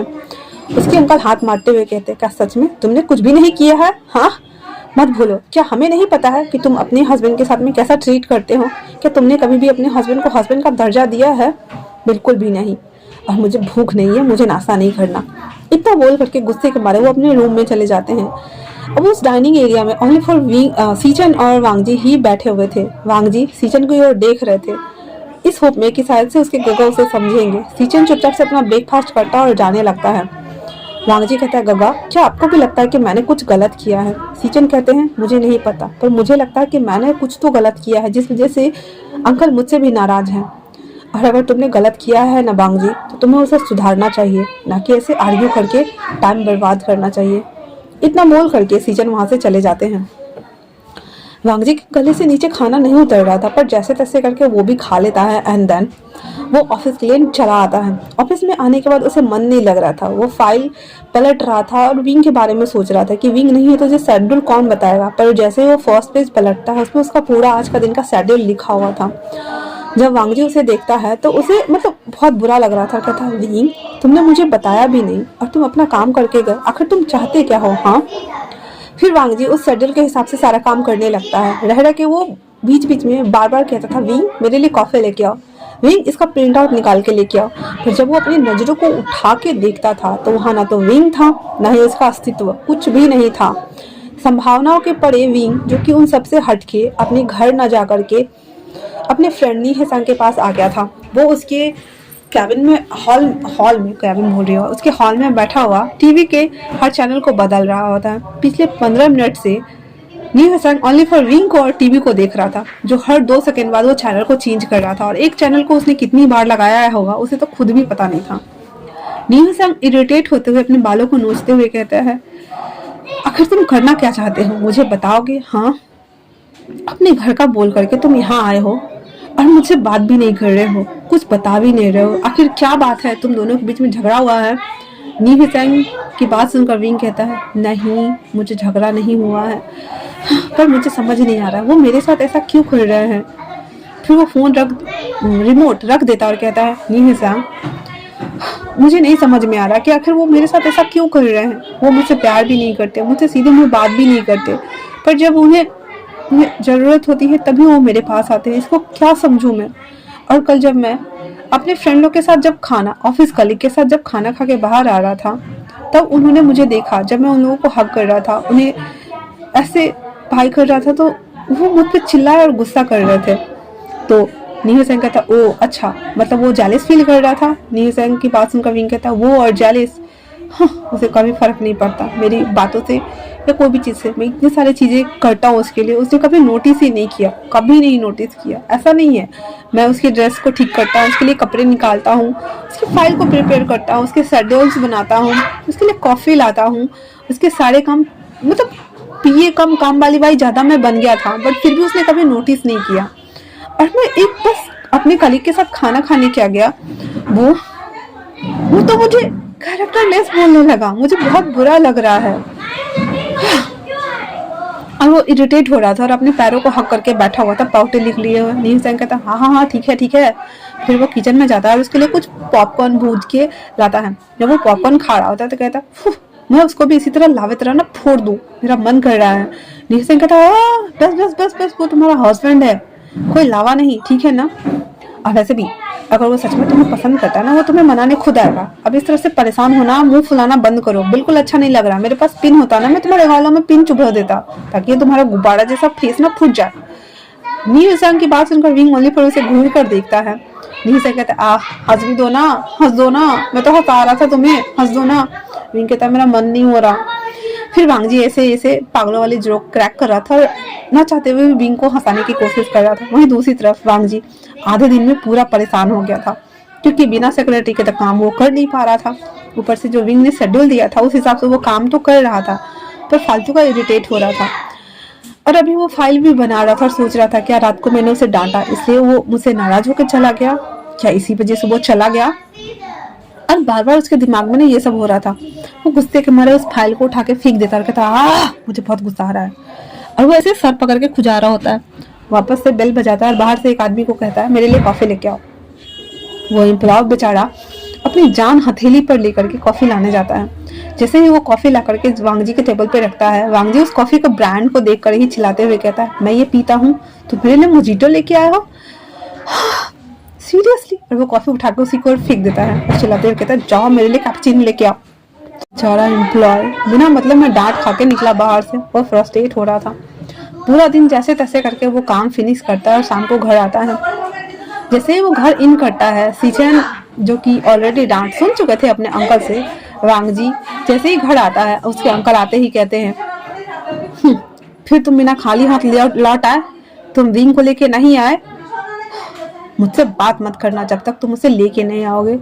उसके जाते मात्र ही वांगजी अपने गगो को देख रहा और खुद को कहता, ये क्या इमोशनल अत्याचार है, मैं उसे कहाँ से लेके आऊं, मैंने थोड़ी बोला था जाने के लिए। वांगजी अपना सर शेक करता हुआ वापस अपने कमरे में आ जाता है एंड देन चुपचाप से जाके वो कपड़ा चेंज करता है। सभी चीजें करने के बाद वो जैसे ही कमरे में वापस आके बैठता वैसे कहता, विंग। फिर उसे याद आता है कि विंग तो यहाँ है ही नहीं। वो कहता है, फिर वो अपना फोन निकालता है, फोन पे मैसेज टाइप करता है, डिलीट करता है, टाइप करता है, डिलीट करता है, टाइप करता है, डिलीट करता है, कहता है, फिर वो फाइनली कॉल लगा देता है। विंग देख रहा था और कब से उसके फोन आने का वेट कर रहा था, पर फोन वो आ रहा था, ओनली फॉर देख रहा था, उठा नहीं रहा था। और विंग को ये देख के अच्छा भी लग रहा था कि हाँ उसका हस्बैंड उसको कॉल कर रहा है, पर उसे बहुत गुस्सा आ रहा था। और जब कल वाली बात याद आती है तो वो मुंह फुला लेता और कहता है, मैं नहीं उठा रहा, जाओ। इतना बोल करके वो घूम जाता है और फोन को पलट देता है। वांगजी एक बार, दो बार, तीन बार, चार बार, पिछले 5 मिनट से वो लगातार कॉल किए जा रहा था, पर विंग ने एक बार भी कॉल पिक नहीं किया था। अब वांगजी कहता है, पक्का वो कल वाली बात से बुरा मान गया होगा। फिर वो काट करके वो सोने चला जाता है। आज उसको काम करने में भी मन नहीं लगा था, अभी उसको नींद भी नहीं आ रही थी और वो only for toss and turn हो रहा था। कल सुबह मॉर्निंग में जब सो के उठता है तो देखता है कि विंग उसके लिए कपड़े निकाल देता था, तो वो आदत बन चुकी थी उसकी। तो ना ही कपड़े थे ना ही जूते थे। वो अनमने मन से नहाने के लिए जाता है, बाथ टॉवल रब करके वो बाहर आता है। पूरा बेड खाली था, सब ने बेड करके चला गया हुआ था और एक कप कॉफी भी रख दी हुई थी। वांगजी उस कॉफी को लेता और थूकते हुए कहता, ये क्या है। ये कौन सी कॉफी है। फिर वो चिल्लाते हुए बोलता है तो सर्वेंट भाग के आते कहते ये क्या बना है तुमने, हाँ मैं जो पीता हूँ वो मुझे बना के दो। सारा सर्वेंट सर झुका के खड़ा था, चुपचाप सुन रहा था उसकी बातों को। वांगी दोबारा से चिल्लाते हुए कहता मैंने कहा कि मुझे दूसरी कॉफी बना के दो जो मैं पीता हूँ। तो सर्वेंट कहता सर वो कॉफी विंग मास्टर बनाते थे, हम नहीं, और वो नहीं है तो आपको यही पीना होगा। बेचारा हमारा वांगी शौक, क्या मतलब वो सारी कॉफी और वो सब चीजें विंग बनाता था। फिर विंग की नाम सुनते मात्र वांग जी कहता हाँ ठीक है जाओ। फिर इतना बोल करके वो सर्वेंट वहां से चला जाता है। वांग जी अपना कपड़ा निकालता है, अंदर रेडी होना शुरू हो जाता है। जैसे तैसे करके वो तैयार होता है और नीचे आता है। खाना लगा हुआ था पर उसका मन नहीं हो रहा था। वो सीधे उठता है, अंदर वहां से जाने लगता है। तो सीचन कहते हैं वांग जी कहता है जी गग्गा। सीचन कहते क्या चल रहा है तुम दोनों के बीच में, मुझे बताओगे। वांग जी कहता कुछ भी तो नहीं गग्गा, सब ठीक है हमारे बीच में। सीजन कहते हैं मैंने अभी तुम्हारे चिल्लाने की आवाज सुनी, क्या हुआ है मुझे बताओगे। सीजन कहता है गगा कुछ भी नहीं हुआ, प्लीज ट्रस्ट मी, सब ठीक है। इतना बोल करके वो कार में आके बैठ गया हुआ था। ऑफिस जा रहा था और सोच रहा था वो मुझे फोन भी नहीं कर रहा, मैं फोन कर रहा तो वो पिक भी नहीं कर रहा, और मुझे उसकी याद आ रही, क्या सच में मैं क्या करूँ। फिर वो अपने ड्राइवर से कहता है जियांग मेंसन कार लेने के लिए। वो कार जियांग मेंसन आके रुकती है। वांग जी जब वहाँ उतरता है तो जो गार्ड थे वो उसका ग्रेड करते हैं एंड देन वांग जी अंदर आता है। जब वो अंदर आता है तो मैडम यू शॉकिंगली उसके पास जाते हुए कहती है वांग जी बेटा तुम यहाँ क्या कर रहे हो, और विंग नहीं आया तुम्हारे साथ। और वो बाहर की तरफ देखते हुए बोल रही थी। वांग जी अलग शौक। तो वो कहता क्या मतलब कि विंग नहीं आया। फिर वो कहता हाँ मैं पूछ रही तुम अकेले आए हो क्या, कोई बात है, विंग कहाँ है, वो विंग क्यों नहीं आया। वांग जी कहता वो आंटी मुझे बस आपसे मिलना था इसलिए मैं आ गया, क्या मैं नहीं आ सकता। मैडम ये कहती नहीं ऐसी बात नहीं है बेटा, आओ बैठो। फिर उसकी मॉम जाती है किचन में और कॉफी बना के लाती है। वांग जी जब उस कॉफी को पीता है तब जाकर उसे राहत मिलती है, क्योंकि विंग भी सेम ऐसी ही कॉफी बनाता था। तो वो पी रहा था तो उसके चेहरे पे स्माइल आ गई थी। तो उसकी मॉम कहती है क्या विंग के हाथ की कॉफी तुम्हें पसंद आती है। वांग जी अचानक से ये पूछे जाने के बाद जैसे शौक हो गया था और वो मैडम यू को देखते हुए बस देख रहा होता है। मैडम यू कहते मुझे पता है मेरा बेटा मेरी जैसे कॉफी बनाता है, बस इसलिए पूछ रही थी क्योंकि तुम इसे अच्छे से एंजॉय करके पी रहे हो। विंग का नाम सुनकर वांग जी को पहले गुस्सा आया, फिर वो हाँ में सर हिला देता है। मैडम कहते ठीक है उसे भी लेके आना, बहुत दिन हो गया है ना उसे देखे हुए, पता नहीं कैसा होगा मेरा बाबा। और वो ऐसे बातें कर रही थी। वांग जी जो कॉफी पी रहा था अपने मन में सोचता है वो यहाँ नहीं आया है तो कहाँ गया है, कहाँ गया होगा वो। फिर वो कॉफी पी लेने के बाद वो ग्रीड करता है, देन वहां से निकल जाता है। उसकी बाद मैडम को कहती आते रहा करना बेटा। वांग जी हाँ में नोट करता है, देन कार में बैठ जाता है। फिर वो विंग को कॉल लगाता है, विंग कॉल नहीं पिक कर रहा था। अब तो सच में वांग जी को बहुत ज्यादा गुस्सा आ रहा था। एक तो बिना बताए वो बोला कि वो जा रहा है घर से, तो उसे जियांग हाउस आना चाहिए था, फिर वो कहाँ चला गया। अब वांग जी के दिमाग में ना पॉजिटिव और नेगेटिव दोनों ख्याल आ रहे थे। फिर वो आने के मात्र ही किसी को बोलता है कि इस नंबर को ट्रेस करो। जैसे ही उस नंबर को ट्रेस किया जाता है वो वांग जी को सेंड कर दिया गया था। वांग जी जब ये देखता है कि ये तो, और फिर वो दांत पीसते हुए कहता है तो तुम फिर से किसी और के अपार्टमेंट में गए हो, हाँ। और उसे बहुत ज्यादा गुस्सा आ रहा था। वो वहां से निकलता है अपने प्राइवेट एलिवेटर से होते हुए, सीधे लिफ्ट से होते हुए नीचे आता है। कार में वो खुद ही बैठा हुआ था एंड देन वहां चला जाता है जहाँ नीहिल सेन का अपार्टमेंट था। वहां आने के बाद वो डोरबेल को बजा रहा होता है। नीहिल सेन डोर ओपन करता कहता हाँ कौन। इससे पहले कि वांग जी कुछ कहता, वांग जी पूरा दरवाजा खोल के अंदर घुस गया था और विंग के पास आ जाता है। विंग को ऐसा खींच के खड़ा करते हुए कहता है तुम्हें मैं फुली सेटिस्फाइड नहीं करता हूँ, जो तुम्हें दूसरे मन की हमेशा जरूरत पड़ती है। विंग हाँ तुम यहाँ क्या करने आए थे, हाँ बताओ मुझे। तुमने कहा कि तुम घर से जा रहे हो, तुम्हें थोड़ा सा आराम चाहिए, पर तुम जियांग हाउस न जाकर के यहाँ क्या कर रहे हो, फिर से कुछ कर रहे हो क्या। वांग जी की बातें सुनकर विंग को बहुत ज्यादा गुस्सा आ रहा था। उसके हैंड को अपने हैंड के ऊपर से छुड़ाते हुए कहता है आप कुछ ज्यादा नहीं सोच रहे हैं माय डियर हस्बैंड, आपको क्या लगता है, हाँ। और वैसे भी ये मेरे फ्रेंड का घर है, मुझे घर नहीं जाना था क्योंकि मुझे अपनी मॉम को नहीं बताना कि मेरे और मेरे हस्बैंड के बीच में कुछ भी चीजें अच्छी नहीं चल रही है। मेरा हस्बैंड एक नंबर का निहायत ही नालायक इंसान है, वो मुझसे प्यार नहीं करता, मुझे पसंद नहीं करता, तो मैं क्यों जाऊँ। मैं माँ को बता के परेशान नहीं करना चाहता था। वांग जी कहता क्या कहा तुमने, मैं निहायत ही नालायक इंसान। भूलो मत मैं सारी जरूरतों को पूरा मैं करता हूँ, और तुम हो जो हमेशा दूसरे मैन को सड्यूस करते रहते हो, उसे अप्रोच करते रहते हो। रिंग कहता मैं करता हूँ, मैं बिल्कुल भी नहीं करता। नी संग बेचारा बीच में इधर देख रहा उधर देख रहा, अपना सर पकड़ते हुए कहता हे भगवान, इन दोनों के बीच में गलत फहमी हो गई है। फिर वो कहता आप दोनों, मैं बाहर जाता हूँ, आप दोनों पहले अपना गलत फहमी दूर कर लीजिए, उसके बाद रिंग मुझे कॉल कर देना। रिंग कहता हाँ जाओ ना। तो रिंग कहता अजीब हाल है नी संग, मेरे घर से मुझे ही निकाला जा रहा है। उसके बाद नी संग वहाँ से बाहर चला जाता है, डोर को लॉक कर देता ताकि बाहर तक आवाज न था। उसके बाद विंग कहता है क्या कहा आपने? मैं लोगों को सेड्यूस करता, मैं लोगों को अप्रोच करता, और वो वांगजी की तरफ बढ़ते जा रहा था। विंग कहता बढ़ते जा रहा था। वांगजी कहता हाँ तो तुम ऑफिस में उस एम्प्लॉय लोग से इतने ज्यादा चिपकते रहते हो, उससे इतनी हंस हंस के बातें करते हो, जब मुझे देखते हो तो ऐसे सरियल सा फेस लेके क्यों आते हो? तो वांगजी कहता है तुम्हारा विंग वांगजी से कहता है तुम्हारा तो फेस ही सरियल जैसा है, तो मैं तुम्हारे सामने सरावा फेस लेके नहीं आता कि मैं हंसता हुआ लेके आऊँ? हाँ, तुमने कभी नोटिस किया जब मैंने तुम्हें कॉफी दी है ला करके, या फिर तुम्हारे लिए कोट लाया है, फिर मैंने तुम्हारे शेड्यूल को शेड्यूल किया है, जब मैं तुम्हारे लिए गुलाब खरीद के लेके आता था, या फिर रात को मैं कभी कभी तुम्हारे लिए खाना या कुछ बना के लेके दे देता था तुमने कभी नोटिस किया है? नहीं। और वो उसकी तरफ बढ़ता जा रहा था। वांगजी कहता ये तुम क्या कर रहे हो? विंग कहता वही जो सच है, मैं सुना रहा हूँ, बता रहा हूँ। ओनली फॉर जब बॉडी की नडेनेस होती है तभी आते थे ना मेरे पास, उससे पहले तो नहीं आते थे। फिर अभी क्यों? और क्या कहा? मैं कैरेक्टरलेस हूँ। मुझे कितना बुरा लगा तुम्हें पता है? बिल्कुल भी नहीं पता है। मेरे यहाँ से एक थप्पड़ खाने के बाद भी तुम्हारे दिमाग में ये नहीं आया कि मैं तुम्हें कितना प्यार करता हूँ? और वो फ्लो में बोल देता है। वांगजी कहता क्या कहा तुमने? विंग को तब रियलाइज होता है ओ नो, उसने तो बोल दिया। फिर वो कहता नहीं ऐसा कुछ नहीं है। वांगजी अपनी जगह से खड़ा हो जाता है और विंग को वापस से सोफे पर फेंक देता है। एंड देन उसके पास नीचे बैठते हुए कहता है तो कैसा है फिर बताओ मुझे, क्या कहा तुमने? जब मुझे बॉडी की नीड होती थी तभी मैं तुम्हारे पास आता था, तुम ऐसा सोचते हो मेरे बारे में? तो विंग कहता तो फिर और क्या सोचूं? हाँ, जब जब जरूरत तभी तो मेरे पास आते थे ना। वांगजी कहता है सच में रिडिक्यूलस।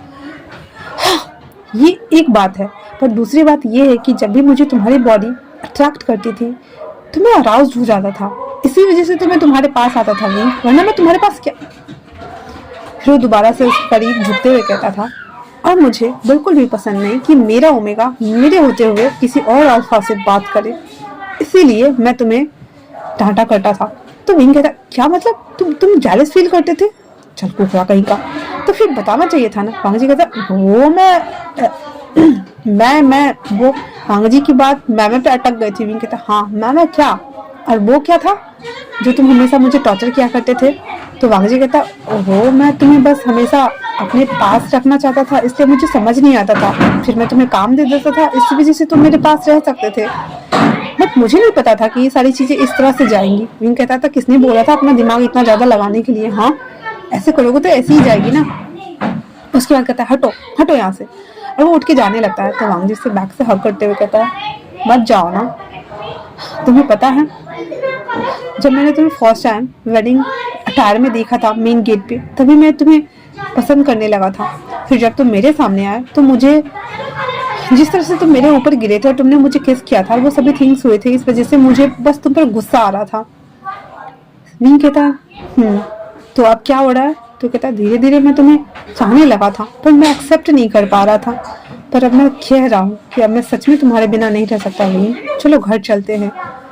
तुम घर नहीं गए थे तो मैं जियांग हाउस गया था, वहाँ जाके पता चला कि तुम वहाँ भी नहीं आए, तो फिर मैंने तुम्हारे नंबर को ट्रेस किया, अंदर मैं यहाँ आ गया। विंग ऐसे मुंह ओ करते हुए कहता क्या तुमने मेरा स्पाई किया था?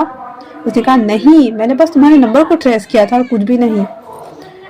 विंग कहता तो फिर ठीक है, पर क्या तुम सच में मुझसे प्यार करते हो? वांगजी कहता प्यार करता हूँ बहुत ज्यादा, पर मुझे लगा था कि तुम एक ट्रबल मेकर हो, पर मेरे साथ रहते रहते तुमने बहुत कुछ सीखा है, और जब तुम ऑफिस के इतने सारे काम संभालने लगे थे तो मुझे अच्छा लगता था, मुझे तुम पर प्राउड फीलिंग आती थी, पर जब भी तुम उस अल्फाओं से बात करते थे तो मुझे बहुत ज्यादा जलन होती थी, इसी वजह से मैं तुम पर गुस्सा करता था, प्लीज मुझे माफ कर दो। अब वांगजी की ऐसी बातें सुनकर विंग पाउटो लिख लियो इसके और मोटे हुए कहता है बिल्कुल भी नहीं, तुम्हें पनिशमेंट मिलेगी, और पनिशमेंट ये है कि मुझे तुम रोज दोगे, और मॉर्निंग में किस करोगे, रात में मुझे हक करके सोओगे और मेरे हाथ से खाना खाओगे। वांगजी कहता और कुछ? वो भी तो ऐड कर दो, मैं सारी चीजें करने के लिए तैयार हूँ। अब विंग बहुत ज्यादा हैप्पी हो गया था, उसके गोद में चढ़ते हुए कहता ये बाहर जो नहीं संग कान लगाकर सुन रहा था, वो अपने कलेजे पे हाथ लेते हुए कहता फाइनली मेरे बुद्धू दोस्त की लाइफ में सब कुछ नॉर्मल हो गया, वरना मुझे तो हार्ट अटैक ही आ जाता इन दोनों का झगड़ा देख करके। फिर नील वहां से डोर नॉक करते हुए कहता सब ठीक हो गया। विंग कहता हाँ हाँ हो गया, फिर वो उतरता है, देन डोर ओपन कर देता है। फिर बेचारा हमारा नील सैंग उन दोनों के लिए नूडल्स बनाता है, फिर वो तीनों बैठ के खा रहे होते हैं। और नील सैंग अपना हाथ उठाते हुए कहता है मैं भी एक बेटा हूँ, बस मैं प्रॉमिस करता हूँ मैं बस इसका एक अच्छा दोस्त हूँ बचपन का, और कुछ भी नहीं। वांग जी कहता मुझे पता है। विंग कहता ओह मुझे राहत मिली। इतना बोल करके वो दोनों वहां से आते हैं। और आने टाइम में विंग नील सैंग को गले लगते हुए कहता हम फिर मिलेंगे। नील सैंग कहता हाँ हाँ ठीक है जाओ, अब अच्छे से रहना, आप ठीक है ना। उसके बाद वो दोनों कार में आकर बैठे हुए थे। वांग जी उसके सीट बेल्ट को टक करते हुए कहता विंग अब बिना बताए मुझे कहीं तुम नहीं जाओगे ना। विंग कहता बिल्कुल भी नहीं, पर तुम प्रॉमिस करो कि तुम अपना हर प्रॉमिस पूरा करोगे। वांग जी यस में मुंडी हिला देता है। उसके बाद कार लैंड मेंशन के लिए निकल जाती है। लैंड मेंशन आने के बाद विंग जो कि बहुत ज्यादा खुश था, वो फुदकता हुआ अंदर आ रहा था। अंकल जब उसे देखते हैं तो उसे रोकते हुए कहते क्या सब ठीक हो गया। लैंड वांग जी पूरा अपना डेविल लुक लिए हुए अपने कमरे में चला जाता है और विंग अंकल को गले लगाते हुए कहता है यस अंकल सब ठीक हो गया है। तो उसके अंकल कहते हैं तो अब क्या हम तुम दोनों के लिए हनीमून की टिकट बुक कर दे। विंग बेचारा हमारा लाल टमाटर बन रहा था, वो कुछ नहीं बोलता, कहता अंकल आप भी ना। वो ऊपर आ रहा था तो वांग जी जो कि अपना कपड़ा बदल रहा था वो सीधे उसके चेस्ट से हिट करता है। विंग अपना सर सहलाते हुए कहता क्या तुम देख नहीं सकते। विंग जब ऐसे बोलता था वांग जी उसके सर को ऐसे सहलाते हुए फूंक मारते हुए कहता क्या तुम नहीं देख सकते। वैसे भी किस बात पे तुम इतने लाल लाल बन के घूम रहे हो बताओ मुझे माय चैडी। तो विंग कहता वो अंकल हम दोनों के लिए हनीमून प्लान कर रहे हैं, बस मैं वो सोच रहा था। वांग जी कहता ठीक है फिर पैकिंग कर लो चलते हैं हम। इतना बोल करके वो विंग के माथे पे ऐसे नाक को स्लाइड करता है, उसके माथे के बाल को ऐसे खराब करता हुआ वॉशरूम चला जाता है। हम पूरे एक दिन बाद उन लोगों के लगेज पूरे पैक हो चुके थे, वो लोग रेडी थे हनीमून पर जाने के लिए। अंकल और सीचन गग्गा दोनों को राहत मिली हुई थी कि चलो फाइनली इन दोनों के बीच में कुछ तो ठीक हुआ। वो दोनों कार में बैठे हुए एक दूसरे के हाथों में हाथ डाले हुए एक दूसरे को देख रहे होते। वांग जी कहता है तो आज से हम अपने रिश्ते की नई शुरुआत करते हैं। विंग कहता है ठीक है। फिर वो दोनों एयरपोर्ट आते हैं। एयरपोर्ट आने के बाद वो लोग जहाज एरोप्लेन में बैठते हैं एंड देन अपने हनीमून के लिए वो लोग निकल जाते हैं। अपने हनीमून स्वीट्स में आने के बाद विंग जो कि सीधे बेड पे आके पसरा हुआ था, वांग जी लगेज को साइड करते हुए उसके ऊपर आते हुए कहता है तो हम अपना एवरीडे वाला कार्यक्रम शुरू करें। विंग अपने हाथ से अपने फेस को छुपाते हुए कहता है फिर वांग जी धीरे धीरे उसके बॉडी को प्रिपेयर करना शुरू करते हैं एंड देन उन लोगों का हॉट एक्टिविटी शुरू हो जाती है। और मैं ज़्यादा डिटेल में एक्सप्लेन नहीं करूंगी कि मैंने पहले भी किया है, तो आप लोग समझ जाओ। वो लोग एवरीडे अच्छे से एंजॉय करते हैं अपने हनीमून पे।